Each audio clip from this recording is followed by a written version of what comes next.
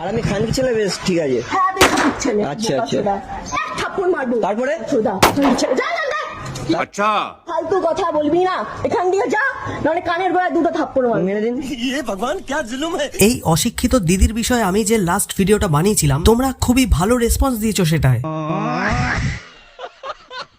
তাই আজকে আবারও চলে এসেছি সেই দিদিকে নিয়ে সেকেন্ড পার্টের সাথে। আশা করছি এটাতেও তোমরা অনেক বেশি ভালোবাসা দেবে। তো চলো খেলা শুরু করা যাক। একটা জায়গায় যাওয়ার জন্য তোমরা একসাথে ঠিক কটা ক্যাব বুক করবে? না মানে একটা জায়গায় যেতে হলে তো আমি একটাই গাড়ি বুক করব, তবে এই দিদি একসাথে কিন্তু 4-5টা ক্যাব বুক করে নেয়। যেটা আগে আসবে সেটাই চলে যাবে, আর বাকি রাইডার গুলো যে গাড়ি তেল পুড়িয়ে কেউ 1.5 কিলোমিটার কেউ 5 কিলোমিটার থেকে আসছে, তাদের কি হবে? তাদের কি পেট্রোল খরচ হবে না? আমি যে 1.5 কিলোমিটার যে ঘুরে আসলাম, সে তেলের টাকা তো আমি পাবো না। আমার অফিস টাইম লেট করে দিচ্ছে। তোর বাবার কেনা নাকি রে ড্রাইভার গুলো, নাকি পার্ট টাইমে তোর কাছে ফ্রিতে সার্ভিস নিতে আসে যে তাদের টাকার কোনো দাম নেই? কোনটা? এসে ভদ্রভাবে আর কি করে বলবে? ওকে দেখে আমার মুখে ভাষা হচ্ছে, আমার অফিস টাইম লেট করে দিচ্ছে। আমার অফিস টাইম লেট করে দিচ্ছে। আমার অফিস টাইম লেট করে দিচ্ছে। দিদির অফিস যাওয়ার কত তাড়া দেখেছো? একটা কথা জিজ্ঞেস করি, বাড়ি থেকে বেরিয়ে রাস্তার মানুষজনকে কুকুর ছাগল মনে হয় নাকি রে তোর? সালা হনুমান মুখ। এই চর্বিওয়ালা মাঝবয়সী মহিলাকে দেখে অফিসের দারোয়ান না অফিসের বস সেটা না বুঝলেও আমি এটা বুঝে গেছি, দিদি সোনাগাছিতে মাসির পোস্টটা কিন্তু খুব ভালোভাবেই হ্যান্ডেল করতে পারবে। কি সাক্ষ্য প্রমাণ আছে তোমার কাছে? যা মুখের ভাষা আর যেরকম ব্যবহার, লেওড়া তোর বাচ্চা কাচ্চা হলে কেমন যে শিক্ষা পাবে সে আর বুঝতে বাকি নেই আমার।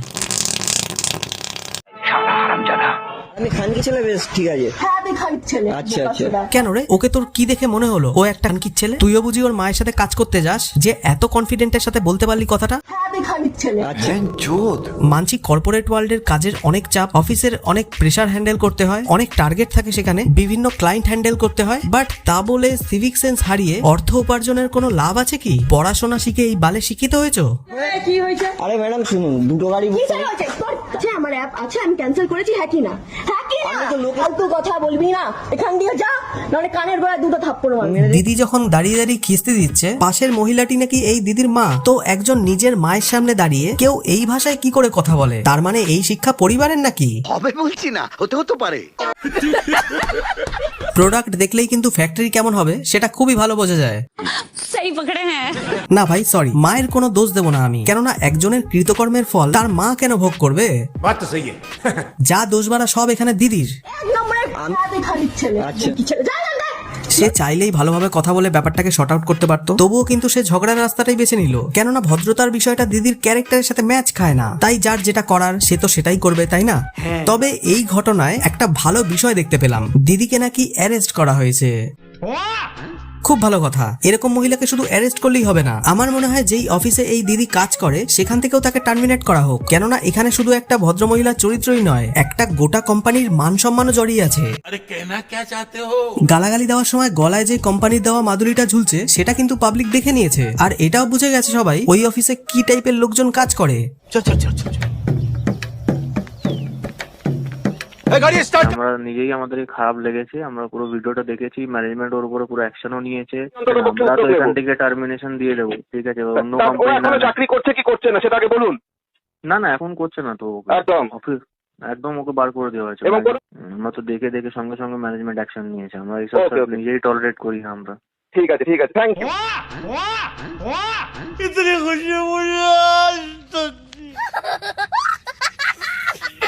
কপাল ভালো তুই বুদ্ধি করে ক্যামেরাটা অন রেখেছিলি, খুব ভালো একটা বুদ্ধিমানের কাজ করেছিস ভাই, না হলে সমাজ তোকে এতক্ষণে পাতালে পৌঁছে দিত। মেয়েটা তোর নামে যে কি কেস করতো, তুই যে কি কেসে ফেসে যেতিস আমরা তো ভালো মতোই বুঝতে পারছি।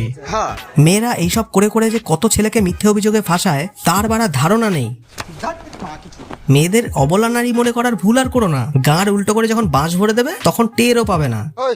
কোন মেয়ের কথা কইতেছো? আর সবাই এখন মেয়েদের কোলে তুলে নাচতে চায়, তাতে মেয়েটা দোষী হোক বা হারামি ঢ্যামনা যাই বলো, মেয়েদের প্রতি আমাদের ভালো ওভার প্রোটেক্টিভ আচরণই আজকে মেয়েদের সাহসের লেভেলটা এত উঁচু করে দিয়েছে। ছেলেরা বাইরে থেকে হারামি মনে হয় দেখে, ভেতর থেকে আমরা কিন্তু অনেক ভালো, অন্তত রাস্তাঘাটে মানুষজনকে সম্মান তো করি। ঠিক অপরদিকে নিরীহ নিষ্পাপ মুখ নিয়ে থাকা মেয়েদের হুলে যে কতটা বিষ সেটা ধারণাও করতে পারবে না বাড়া। সঠিক বলেছেন। তো যাই হোক, এখন নতুন খবর পেলাম দিদির এই ঘটনা ভাইরাল হওয়ার পর নাকি তাকে তার যে ভাড়া বাড়িটায় থাকতো সেখান থেকেও তাকে তুলে দেওয়ার চিন্তা ভাবনা করছে। আমি ঘর ভাড়া দিয়েছি না আরামে। এখানে কি লোকের মার খাবো নাকি আমি? চলো চলো চলো। এরকম মানুষজনের সাথে যেটা হওয়া উচিত ঠিক সেটাই হচ্ছে। তাকে কাজ থেকেও পার্মানেন্ট ছুটি দিয়ে ফেলেছে অফিসের বস। শুনে খুবই খুশি হলাম ভাই, মনটা এখন ভীষণ শান্তি হয়েছে আমার। और अभी तो रुको, क्लाइमैक्स अभी बाकी। তবে 1 মিনিট, ভিডিও শেষে আরো কিছু বলতে চাই। এটা তো গেল আমাদের স্যাটিসফ্যাকশনের কথা, যা কিছু বললাম সবটা একটা সাইডে রেখে এই ঘটনার আরেকটা দিকও যাচাই করা দরকার। আমি যেদিন যেটা করেছিলাম, গালাগালি দিয়েছিলাম, সেটা অবশ্যই আমার ভুল হয়েছিল। আমার গালাগালি ওরকমভাবে দেওয়া উচিত হয়নি। আমি সেই পরিস্থিতিতে এতটা ভেবে গালাগালি দিইনি। আমরাও তো একটা মানুষ, আমাদের ভেতরেও তাই একটু মনুষ্যত্ব আছে। সেই দিক দিয়ে বিচার করতে হলে বলতে হয় এই দিদির সাথে এখনো যা যা ঘটেছে সেটাও কিন্তু খুবই খারাপ। কৃতকর্মের জন্য কেউ যখন ক্ষমা চাইছে প্রকাশ্যে, যেদিন যেটা করেছিলাম, গালাগালি দিয়েছিলাম, সেটা অবশ্যই আমার ভুল হয়েছিল। আমার গালাগালি ওরকমভাবে দেওয়া উচিত হয়নি। তখন আমাদেরও উচিত এবার তার পাশে দাঁড়ানো। দেখো ভাই, আমরা কিন্তু কেউই পারফেক্ট না, সবার মধ্যেই একটা খারাপ দিক আছে, সবারটা এইভাবে প্রকাশ পায় না। কিন্তু এই দিদির সেই খারাপ সাইডটা প্রকাশ পেয়েছে। তো কি হয়েছে বানা, ভুল করেছে, ক্ষমা চেয়েছে, ব্যাস এখানেই সেটা দি এন্ড করে দেওয়া উচিত না?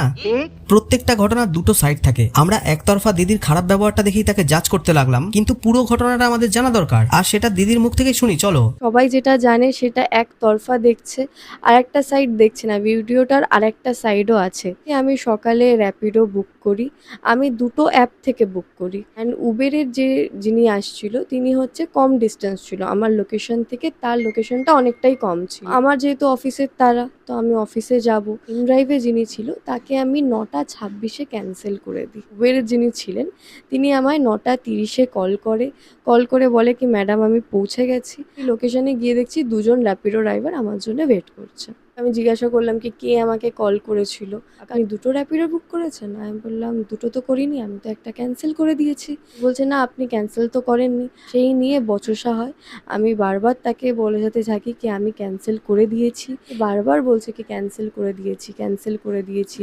শুধু আমার গালাগালির পার্টটুকুনি আমি মারবো, আমি এই বলেছি, সেইটুকুনি পার্টকেই ভাইরাল করা হচ্ছে।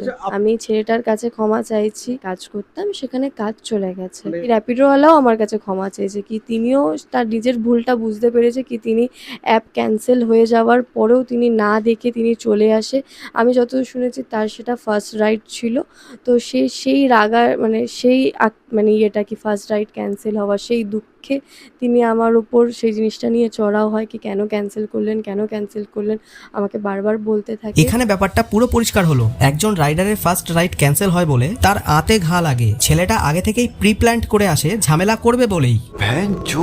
ভাই গালাগালির পার্ট ছাড়া কিন্তু আমরা আগের ঘটনা কিছুই দেখিনি। আমরা এটাও দেখিনি ছেলেটা গালাগালি খাওয়ার আগের ক্লিপগুলো এডিট করে মেন কারণটা বাদ দিয়ে দিদির গালাগালি দেওয়ার রিয়াকশনটাই সোশ্যাল মিডিয়াতে আপলোড করেছে।